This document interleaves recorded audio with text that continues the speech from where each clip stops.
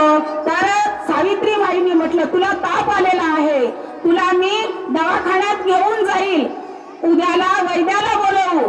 तर सावित्रीने म्हटलं की साहेब मला हे वैद्याकडे नेऊ नका, मला फक्त एक नवीन लुगडं आणून द्या.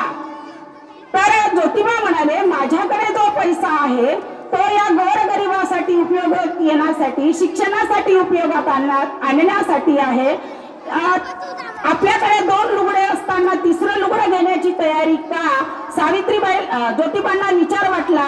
ज्योतिबांनी विचार केला आणि म्हटलं की सावित्री तर नवीन लुगड्यासाठी हट्ट करणारी ही सावित्री नाही, बरं असू द्या. म्हणून ज्योतिबांनी दुसऱ्या दिवशी नवीन लुगडं आणलं आणि ते लुगडं सावित्रीबाईंना देतात. सावित्रीबाई ते लुगडं आपल्या बॅग मध्ये टाकून, आपल्या थैलीत टाकून त्या शाळेत जातात. जातपर्यंत त्या शेण, माती, गोडे पाण्याने ओल्याचिंब होतात. मग तेव्हा शाळेत गेल्यानंतर आपलं लुगडं बदलतात, नवीन लुगडं घालतात आणि मुलींना शिकवायला सुरुवात करतात.